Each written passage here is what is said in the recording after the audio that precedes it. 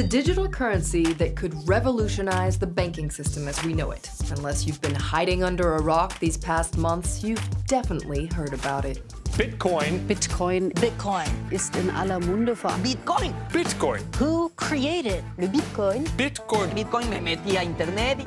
2017 was without a doubt the year of the ubiquitous Bitcoin. The virtual currency requires no central bank, it's directly and anonymously traded from person to person, and you probably wish you'd invested in it a couple years ago. In 2017, Bitcoin's value went through the roof as investors flocked to the highly volatile currency seeking to make a fortune. Long gone are the days when Bitcoin was a thing of geeks. The virtual currency has gone mainstream. We've observed that Bitcoin is developing as a method of payment in emerging economies. While in industrialized countries, Europe, the US, Japan and China, it's used as a currency for investment and speculation because it's very volatile. It's going to be part of our future and have an impact on most sectors of the economy. An impact on the economy and on the environment, an impact that's already being observed in the wake of Bitcoin's surge in popularity. Though it's a virtual currency, Bitcoin requires real energy and lots of it. Today, each Bitcoin transaction requires the same amount of electricity used to power at least 4 homes in the US for one day. Keep in mind these calculations are controversial. Some have weighed Bitcoin against more classic systems like Visa. As you can see, its yearly energy consumption towers over the popular payment tool. Bitcoin defenders criticize such calculations, saying they don't account for the hidden costs of Visa's energy use. Essentially, it's like comparing apples and oranges. What's certain is that as the price of Bitcoin increases, so does demand. Demand for the cryptocurrency and demand for energy. It begs the question, could Bitcoin be threatening our planet? To understand why the virtual money is so energy hungry, you have to understand how it works. Bitcoins are created as a reward for a process known as mining. While it doesn't involve hard hats, drilling, or explosives, mining Bitcoin is a hugely energy-intensive process that requires powerful software. Miners are like accountants who guarantee the security of the system by solving complex math problems. With time, these become increasingly complex and require more and more computers. In a way, the complexity of all these calculations carried out by the machines is what guarantees the security of the system and protects it from ill-intentioned users. Each transaction requires major computer calculations, so in a way, it's not sustainable because of this massive use of energy.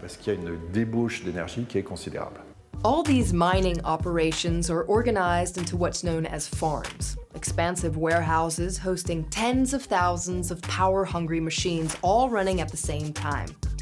As a result, the largest digital farms are springing up in locations where energy costs are low, places like China.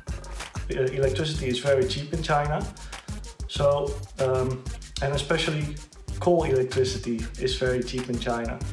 So that's pretty much the worst kind of electricity you can put into a network. Now, if you're wondering about its carbon footprint, well, when one of the world's largest Bitcoin farms opened its doors to journalists last year in China, analysts estimated it was emitting carbon dioxide at the same rate as a Boeing 747. Bitcoins are contributing to the warming of the atmosphere, and without really offering any major benefit to the public. That's because right now, most people use Bitcoins as a way to make money rather than as a form of cash. Sure, certain businesses accept the digital currency. Travel website Expedia, for example, lets you use Bitcoins for selected hotels. If you're planning a trip to space, well, Richard Branson's Virgin Galactic welcomes the virtual money. And if you happen to be in Buenos Aires, a handful of Subway restaurants are now Bitcoin friendly.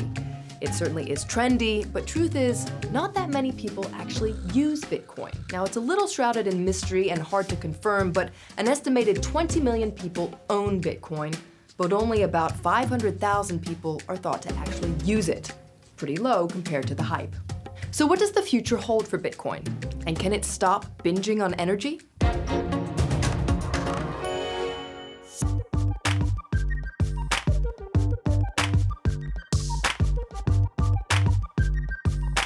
Anytime the price of Bitcoin goes up, This attracts new miners who say, hey, I would like to have this reward for myself. And this fuels the competition between miners, and you have more miners, and they spend more energy, and they buy bigger computers, etc.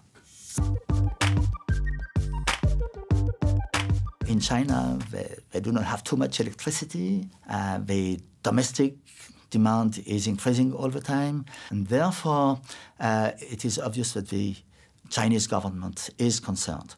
Now, in some other places where you have abundant supply of electricity, for example, in Canada or in Iceland or whatever, then there is a future for Bitcoin mining. Bitcoin is one of over 1,300 digital currencies. Some of its competitors, such as Ethereum, have found more energy-efficient ways of functioning. Will Bitcoin follow this trend?